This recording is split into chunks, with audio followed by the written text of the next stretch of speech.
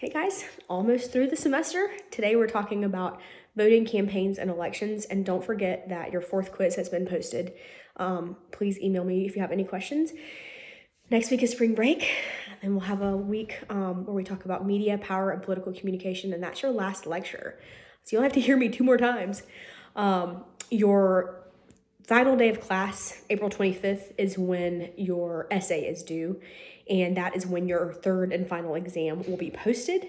Your final exam will be due on May the 2nd, and I cannot extend beyond that because I do have to get grades in. So please email me at my Gmail if you have any questions.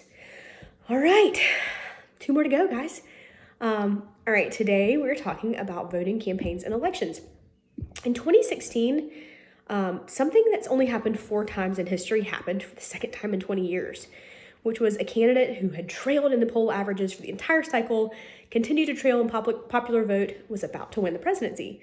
Donald Trump. Of course, he was elected, even though he was about 1 million or more popular votes behind Hillary Clinton, but he was elected president. At this point, the Democrats felt disenfranchised. The crowds took to the streets to protest the election results. Republicans were thrilled because this was the second time, 3 of the last 7 elections that they had won the presidency, though they'd only won the popular vote in one of them. And this was all because of the Electoral College. We mentioned this earlier in the semester. I told you we were going to really dig in on it. Today is our Electoral College Day. It's kind of the appendix of American politics. It's an organ you don't really need anymore. It's generally so quiet and unobtrusive that you don't even realize it's there. But when it gets inflamed, it's powerful, it's painful, and if it bursts, it threatens a system-wide failure. It's never threatened the life of our republic, but it has posed a crisis of legitimacy. The founders really faced this dilemma about how the executive of the new republic should be chosen.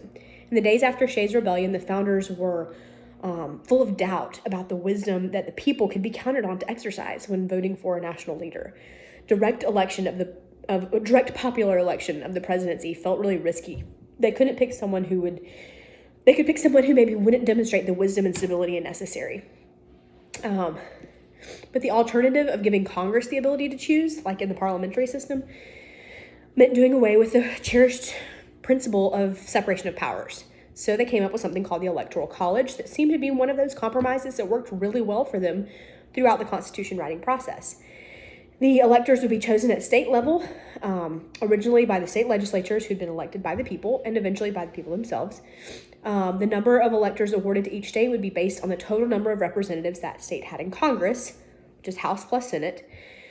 So there would be removing objections in the South, since it already decided that slaves counted as 3/5 of a person. Electors would cast votes for the presidency based on their independent judgment about who would be the better presidential candidate.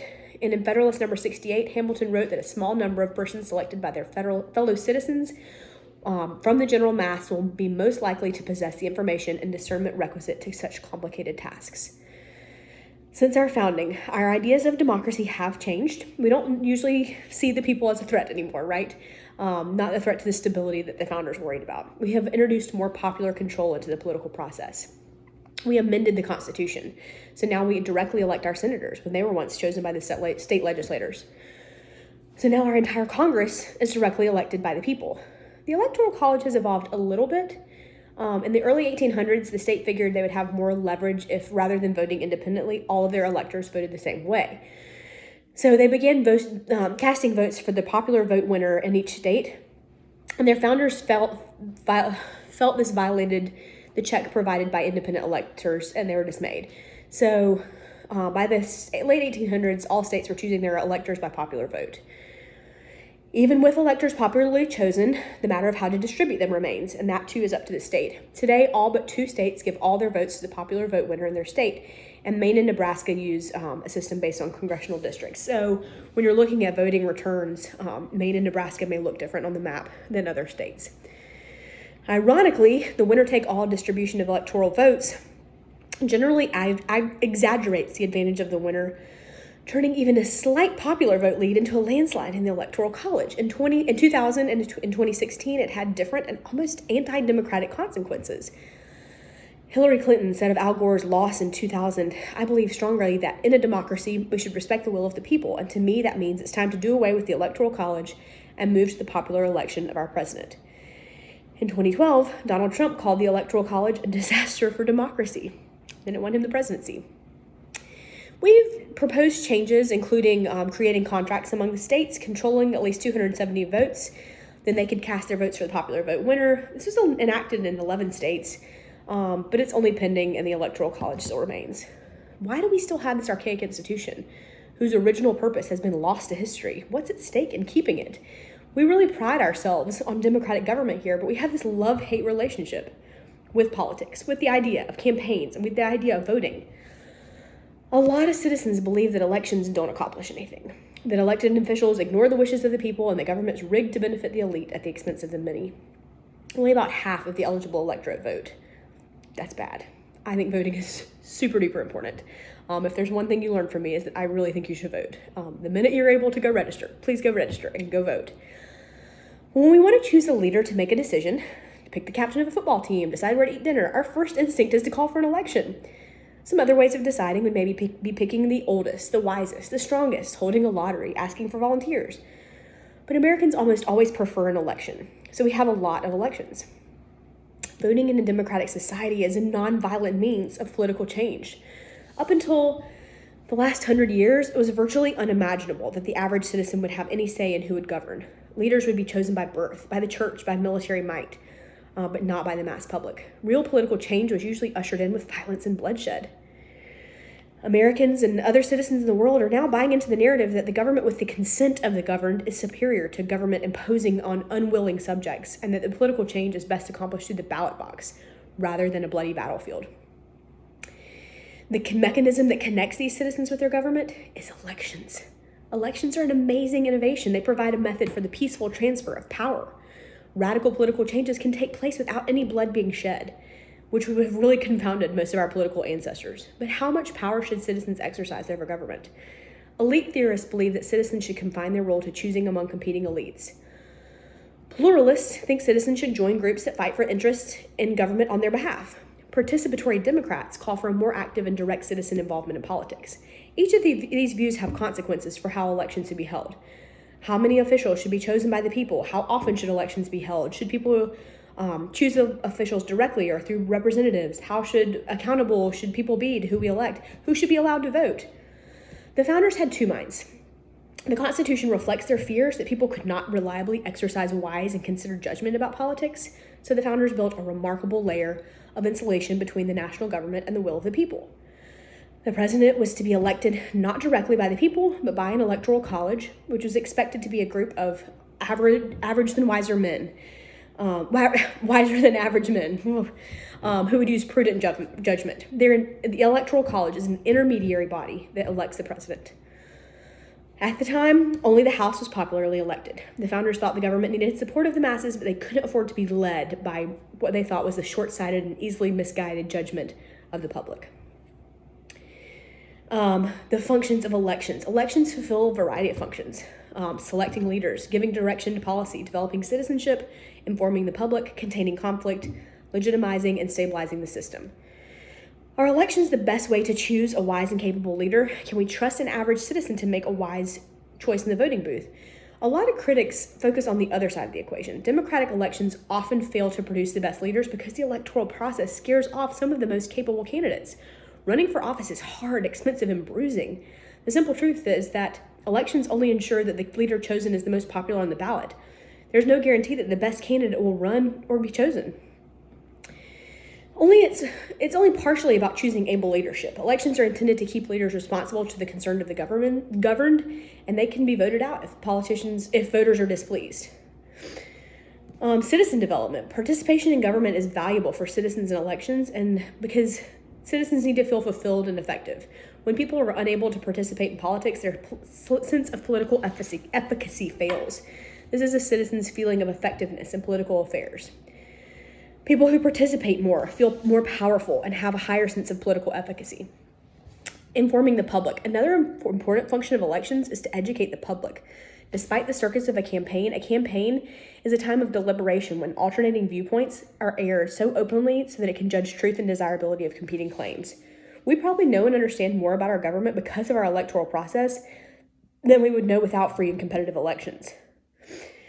Elections also limit our options for political influence. If they can help us produce our political conflicts to electoral contests, they can also operate as a kind of safety valve for citizen discontent.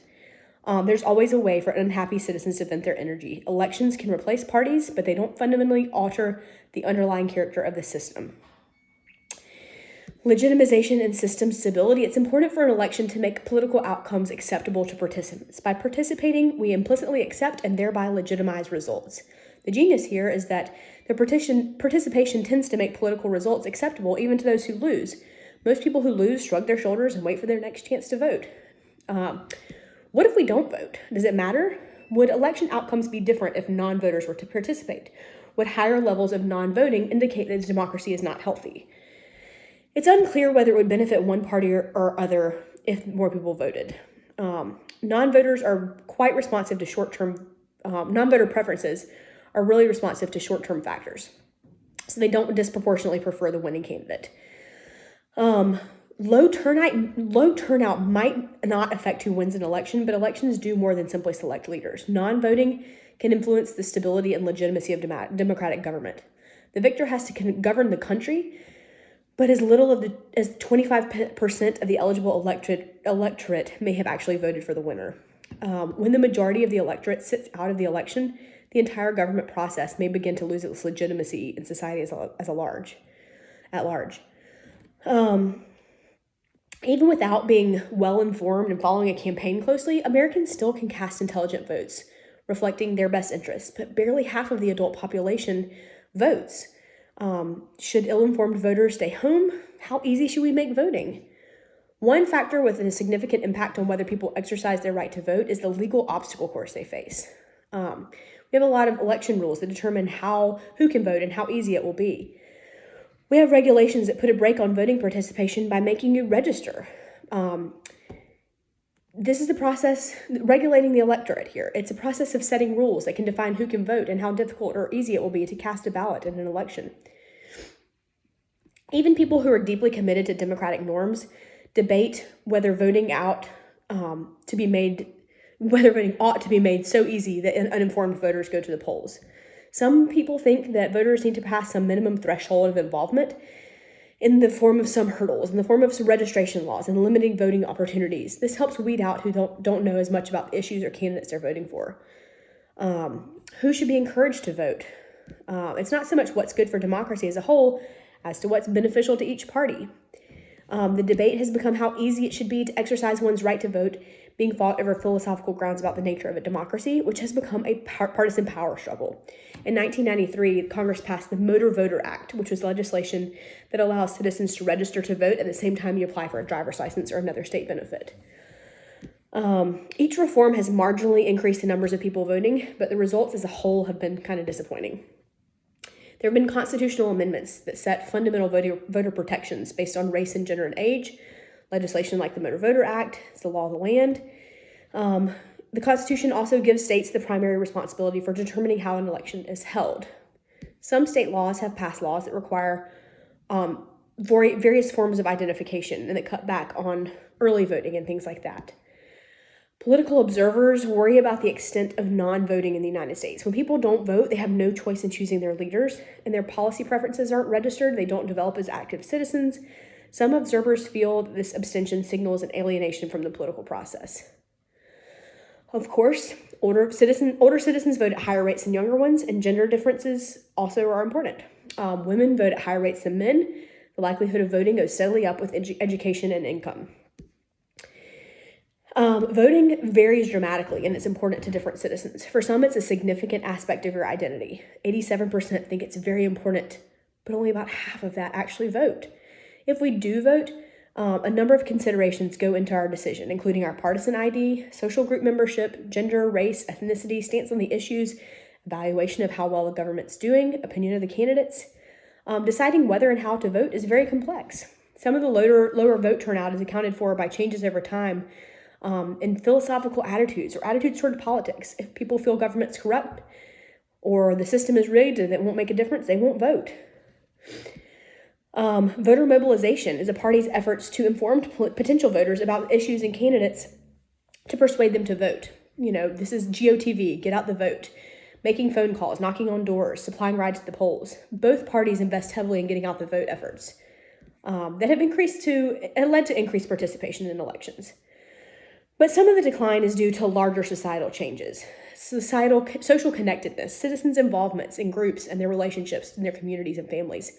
People are increasingly leaving the communities where they grew up, living alone, joining fewer groups, so they lose these ties to larger community and have less at stake in participating. Is it a rational act for a given individual to vote? The definition of rational means the benefits outweigh the costs. It's rational for us to do things where we get back more than we put in. Voting demands resources, time, and effort. So if someone views voting as a primary way to influence government and sees no other benefit from it, it becomes irrational. Because no one's one vote can change the course of an election unless there's an actual tie, and that probability is super small. But there are expressive benefits. It feels good to do what we think we're supposed to do, to help the causes we believe in, to get social rewards from our politically involved friends for voting, for me telling you should go vote. Deciding whom to vote for. This is shaped by party loyalty and group identity as much by the candidates as the positions they take. The single biggest factor for how people to vote is party identification. The impact of gender is less clear. There's a gender gap on positions men and women take. Women are a little more likely to vote Democrat, but married women are more conservative than single women. Ideally, highly attentive citizens would pay careful attention to the different policy positions offered, and then, perhaps aided by an informed policy analysis from the media, would cast their ballots for the candidates who best represent their preferred policy solutions. We're not ideal, and the role played by issues is far less obvious and more complicated, and limited by the following factors. People are busy and rely on party labels to tell them what they need to know. People know where they stand on maybe an easy issue, for example, how you feel about gay marriage. But some issues are harder. Some citizens tune out complicated issues or fail to vote in their own interests. The media doesn't cover issues in depth. It prefers to focus on maybe the horse race aspect of who's ahead. And people process a lot of policy relevant information in terms of their impressions of the candidate rather than as policy information. They can't necessarily articulate opinions and preferences on policy.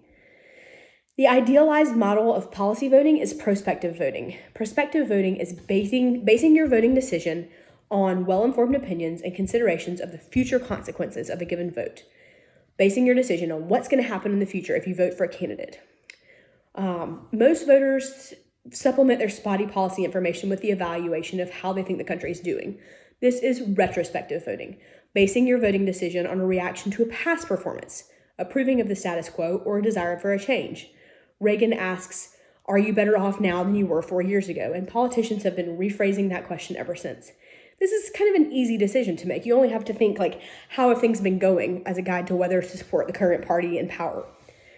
Voters also base decisions on judgments about candidates as individuals. They form clear opinions about candidates' qualities that are relevant to governing. But they don't decide this in isolation. Each campaign works really hard on defining its candidates. Presidential campaigns. Being president is hard, but so is getting the job. Each party has to nominate a candidate. They have to come up with a single viable candidate.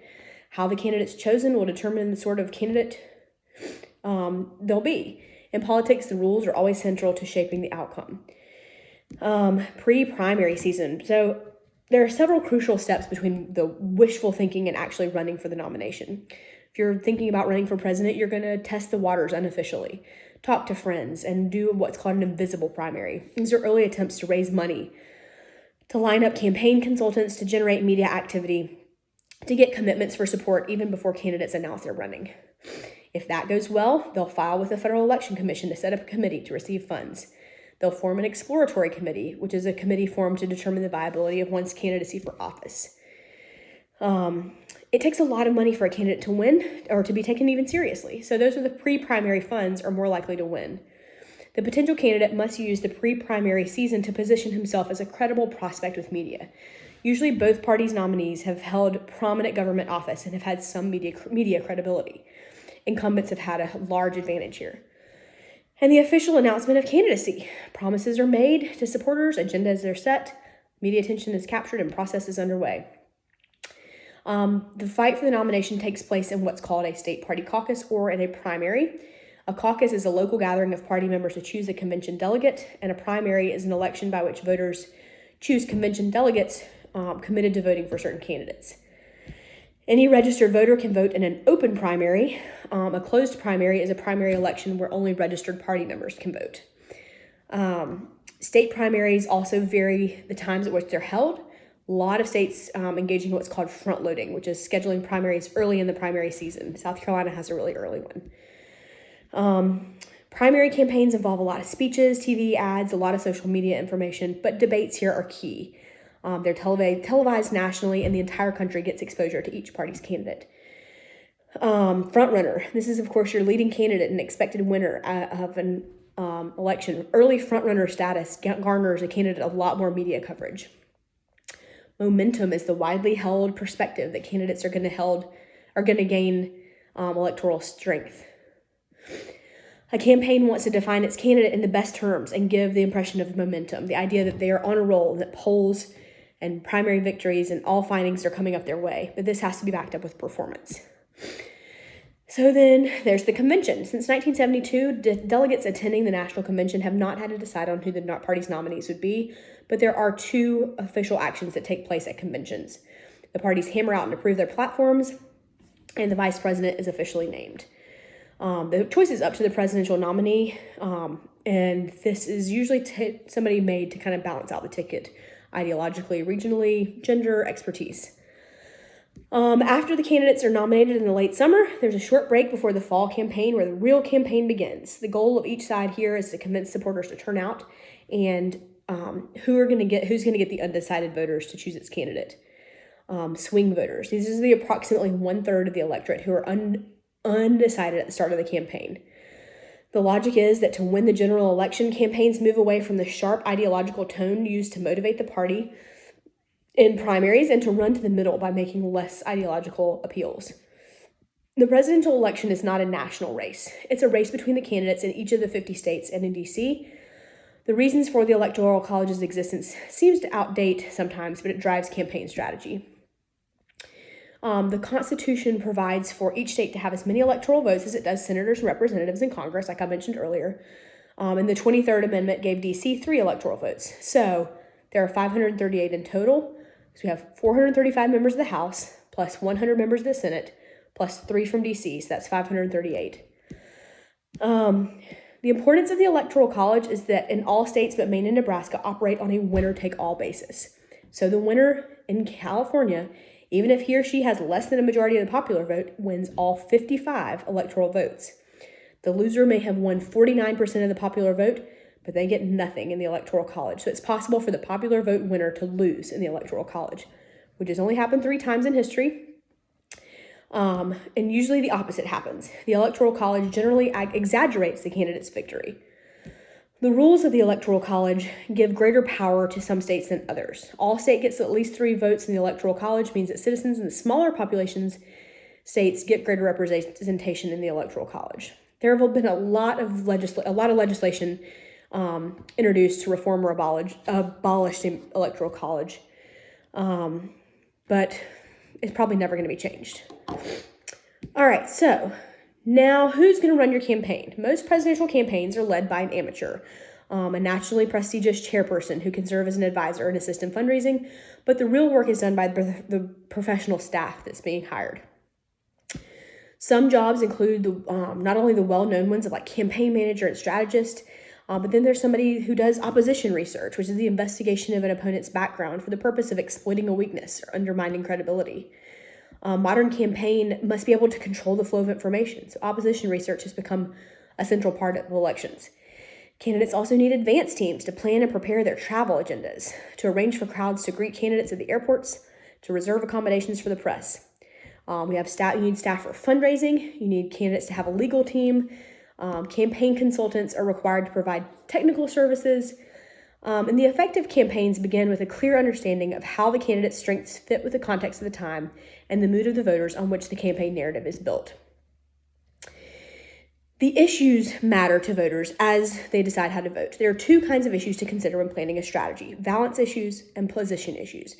Balance issues are issues where most voters and candidates share the same position: motherhood and apple pie, because nobody opposes them.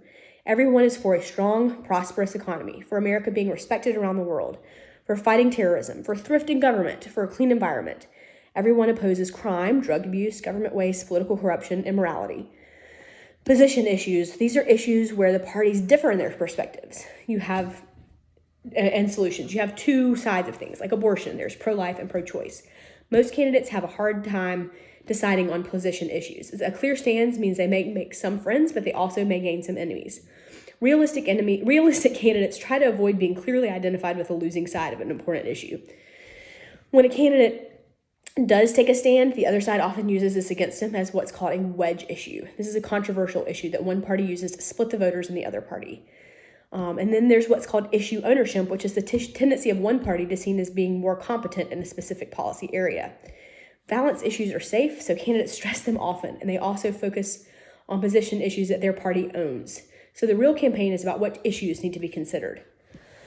The media. It's impossible to understand the modern political campaign without appreciating the pervasive role of the media. We have 24-hour news stations, talk radio, the internet, a lot of narrators of events. It's up to the campaign to try to manage this incredible flow of information, to control the story being told so that it advantages their candidates while also taking advantage of all that modern information has to gather. There's two different kinds of information, the kind you pay for and the kind you don't. Campaign ads, of course, are paid for. Social media means campaigns don't have to get everything paid for, though. Negative advertising. These are campaign advertisements that emphasize the negative characteristics of opponents rather than one's own strengths. These negative ads can turn off voters, but as long as it doesn't go too far, these are the ads that register more quickly and that are remembered more frequently and longer by voters than positive ads.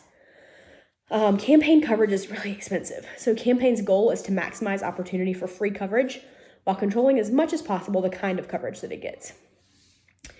The presidential debates. Since 1976, presidential debates have become one of the most important focal points of the campaign. The first televised debate happened in 1960 between JFK and Nixon. The younger and more photogenic JFK came out ahead, but those who heard it on the radio thought Nixon did a better job.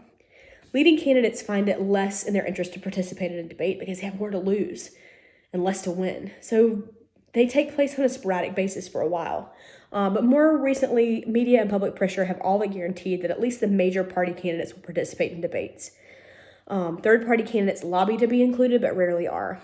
Debates are generally thin on substance, and several debate moderators make difficult decisions to take an active role in fact-checking claims. Money. Winning or even losing a presidential campaign involves a lot of money. In 2016, over $1 billion was spent, supplemented by PAC spending. There's something called government matching funds, which is money given by the federal government to qualified presidential candidates in the primary and general election campaigns. Comes from a box checked on tax returns that send $3 to fund a presidential campaign. We don't do that quite as much anymore. Obama didn't participate, and not many presidential candidates have participated in a while. Hard money. These are campaign funds donated directly to candidates, and amounts are limited by federal election laws. Soft money. This is unregulated campaign contributions by individuals, groups, or parties that promote general election activities but don't directly support individual candidates. You have something called an issue advocacy ad. These are ads that are paid for by this soft money, and they aren't regulated. They promote certain issue positions, but don't endorse a specific candidates. Get out the vote, GOTV. I was talking about that earlier. GOTV drives. These are efforts by political parties and interest groups to get the candidate staff out to maximize voter turnout among supporters. Voter mobilization efforts. I have taken place in a lot of these, going and knocking door to door and giving somebody information about who's running for office. Sometimes this can be focused on the television ad wars. So beginning in 1998, campaigns really wanted to start talking to people more face to face. And then Obama has really had a reawakening with direct contact. Of course, we've had advances in technology and social networking, and so that is used as well. All right, so after the election is over and the votes are counted, we know who won. It seems that election season's over, right? Nope, and now it needs to be interpreted. And probably the most important interpretation is the one articulated by the victor. The winning candidate claims what's called an electoral mandate, which is the perception that an election victory signals broad support for the winner's proposed policies. The president wants to sell his interpretation that his election to office is a ringing endorsement for the policies that he can work with. work with Congress for a favored position. If he can do this, he'll be more successful in governing. In contrast, the losing party is going to try to argue that their loss was due to the characteristics of the candidate or to specific campaign mistakes. They're going to resist the interpretations that voters rejected their message and vision for the nation. Do too many informed voters lead to too much conflict? The average American citizen is nothing like the ideal citizen of classic democratic theory. But does this mean we're doomed to undemocratic failure? We've discussed 3 models of citizen activity in democracies. The elite model: as citizens, we can do no more or are fit to do no more than choose among the elites who govern us, making a rather passive choice from among the remote leaders. The pluralist model: we participate in political life primarily through our affiliation with different types of groups. And the participatory model: we grow and develop as citizens through being politically active. But Americans' roles in elections seems to borrow elements from all 3 models that might be called the 4th model. American citizens make a difference through the mechanism of elections. The early voting studies show that citizens have surprisingly low levels of interest in presidential campaigns. Instead of people relying on new information coming from campaigns, people vote according to groups where they belong. Democratic policy is actually better off when it has lots of different types of citizens, some who care a lot, who are highly informed, participate intently, some who care a little bit, or a little bit informed, and participate more out of the duty to the process, and some who are less aware of politics until some great controversy awakens their political slumber. Citizens play a lot of different roles, and together these roles combine to form an electoral system that has the attributes we prefer. If it's reasonably stale, it responds to changes of issues and candidates, but not too much. The electorate as a whole cares, but not so intensely that any significant portion of the citizenry will challenge the results of an election. Do elections make a difference? If we are involved enough, do the elections we participate make any difference? They should represent the voice of the people in charting the direction for government policy. Elections don't achieve electoral accountability. By having to stand for re-election, our leaders are more or less constantly concerned with the consequences of what they do for the next election. Citizens tend to vote retrospectively, so this provides incumbents with lots of incentive to keep things moving properly and running properly. Do elections matter in terms of who wins? Yeah. Parties stand on opposite sides of issues, and given the chance, they will move national policy in the direction they believe in. Electing Democrats is going to result in a more liberal policy. Electing Republicans is going to be a more conservative policy. But not all citizens know what they want, and not all candidates can respond to this. But policy does follow elections. Citizens can and do change what government does through the ballot. If we were in person, I would have you guys get in groups and debate the merits of the Electoral College right now. Of course, we are not in person, so I want you to think about this.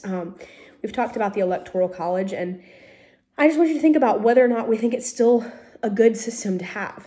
What are some of the pros to the Electoral College? What are some of the cons to the Electoral College? Something to think about, and that will help you out with some of our later questions in this class. All right, guys, one more lecture from me. We will see you after spring break with a lecture on media, power, and political communication. Please email me at my Gmail with any questions. Thanks.